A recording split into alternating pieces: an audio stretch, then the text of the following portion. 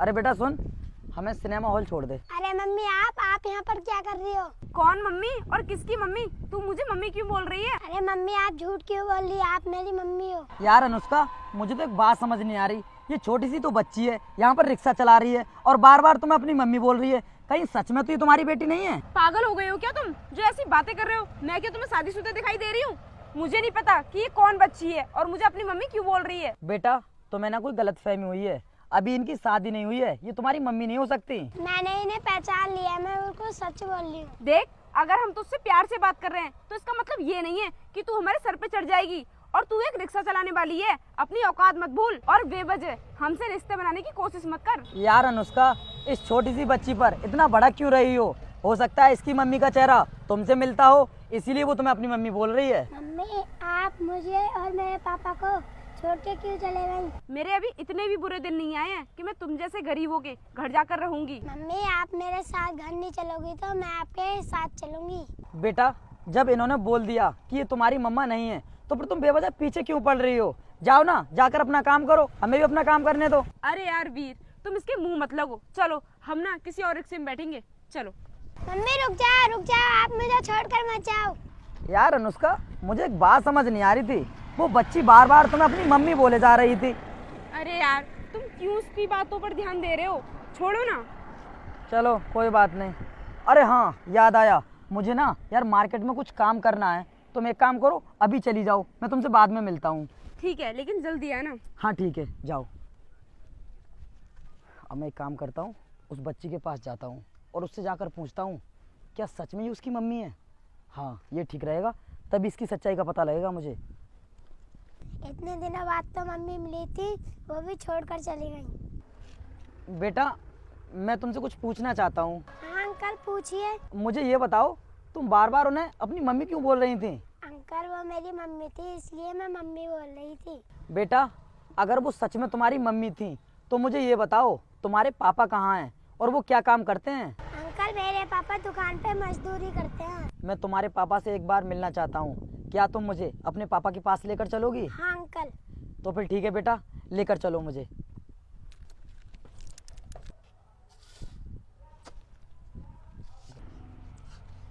पापा ये अंकल आपसे मिलने आए हैं। अरे अंजलि बेटा, तू तो रिक्शा लेकर के गई थी, फिर इतनी जल्दी लेकर के क्यों आ गई? और वैसे कौन है ये अंकल? ओ भैया, मुझे ना आपकी बीवी के बारे में कुछ जानना था। क्या कहा भाई साहब आपने कि आपको मेरी बीवी के बारे में जानना है? लेकिन आप मेरी बीवी के बारे में क्यों जानना चाहते हो? देखो मैं उसके बारे में कोई बात नहीं करना चाहता। अरे भैया ऐसी बातें क्यों कर रहे हो? लेकिन ऐसा हुआ क्या है जो आप मुझे अपनी बीवी के बारे में बताने के लिए मना कर रहे हैं? कम से कम बताओ तो सही। देखो भाई साहब, आप उसके बारे में मुझसे कुछ भी ना पूछे ना तो ही अच्छा है, क्योंकि मैं उसके लिए पूरी तरह से भूल चुका हूँ और वो मेरे लिए मर चुकी है। देखो भैया, मैं आपके सामने हाथ जोड़ता हूँ, आप किसी भी तरह अपनी बीवी के बारे में मुझे बताइए, क्योंकि मेरी जिंदगी का सवाल है। लेकिन मेरी एक बात समझ में नहीं आ रही कि आप मेरी बीवी के बारे में जानना क्यों चाहते हो? भैया कुछ दिनों बाद उससे मेरी शादी होने वाली है और मैं चाहता हूँ कि उसकी सच्चाई मेरे सामने आ जाए। क्या कहा भाई साहब आपने कि आपकी उसके साथ में शादी होने वाली है? तो देखो भाई साहब, मैं आपके बीच में दरार नहीं बनना चाहता, इसलिए आप एक काम करो, उससे ना शादी कर लो। भैया आप चाहते हो कि मेरी भी जिंदगी बर्बाद हो जाए? अगर नहीं चाहते हो ना ऐसा, तो फिर मुझे उसकी सच्चाई बताओ। वैसे तो मैं आपको उसके बारे में कुछ भी बताना नहीं चाहता, लेकिन आप मेरे पास चल कर आए हो इसलिए मैं आपको बता रहा हूँ। भाई साहब, आज आप मुझे जिस हालत में देख रहे हो ना, अब से 7-8 साल पहले मेरी ऐसी हालत नहीं थी। मैं गर्मियों के मौसम में एसी वाले कमरे में बैठ कर के काम करता था और उसकी वजह से उसने मुझसे शादी की थी, क्योंकि उस टाइम पर मेरे हालात बहुत अच्छे थे। मैं बहुत अच्छी खासी कंपनी में एक मैनेजर था और बहुत अच्छा खासा पैसा भी कमा रहा था। लेकिन अचानक किसी कारणवश से मेरी जॉब चली गई और मेरे पास जितनी भी सेविंग थी वो सब हमारे खर्चे में चली गई।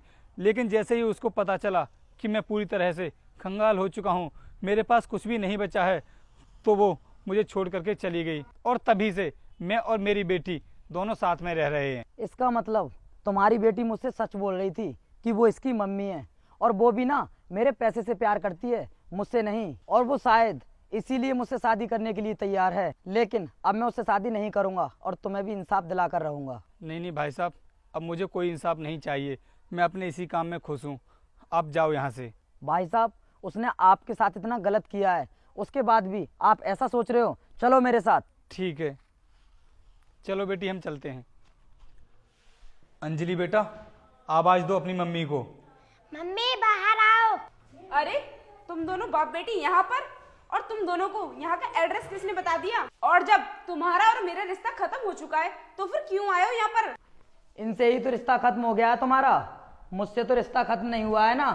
और इन लोगों को मैं ही लेकर आया हूँ यहाँ पर। वहां पर तुम क्या बोल रही थी कि ये बेटी तुम्हारी नहीं है, और जब ये बेटी तुम्हारी नहीं है तो फिर इनसे तुम्हारा कौन सा रिश्ता खत्म हो गया? क्या कहा वीर कि इन लोगों को तुम लेकर आए हो? लेकिन क्यों? क्योंकि तुमने मुझसे इतनी बड़ी बात छुपाई।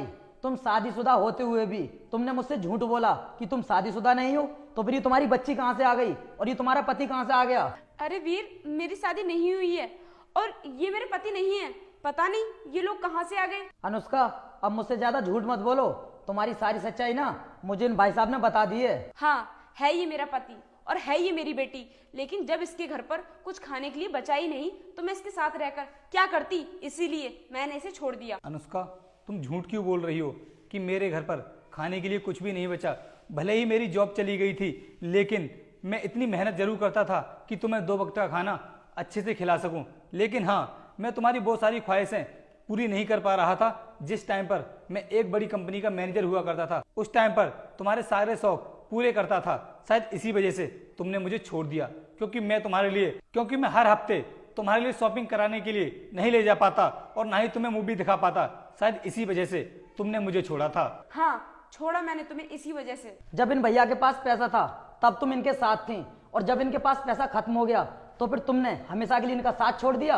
अरे तुम्हें शर्म नहीं लगी? कम से कम अपने इस बच्चे पर तो ध्यान दिया होता। मैं सब जानता हूँ कि तुमने ये सब क्यों किया था, क्योंकि तुम पैसे के लालच में आ गई थी। और तुम भी मुझसे शादी इसलिए करना चाहती हो क्योंकि मैं अमीर हूँ। नहीं वीर, मैं तुमसे बहुत प्यार करती हूँ, बस इसीलिए तुमसे शादी करना चाहती हूँ। पैसे का लालच नहीं है मुझे। रहने दो अनुष्का, अब मुझे ज्यादा सफाई देने की जरूरत नहीं है। अब मैं तुमसे शादी नहीं करने वाला। अभी के अभी मेरे घर को छोड़कर चली जाओ, निकलो यहाँ से। वीर, ये तुम क्या कह रहे हो?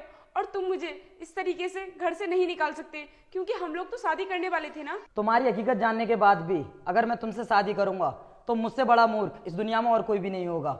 इसलिए जाओ यहाँ से, मैं तुमसे शादी नहीं करने वाला। वीर, मुझसे गलती हो गई, मुझे माफ कर दो। सुनाई नहीं आता है तुम्हें? क्या कहा मैंने?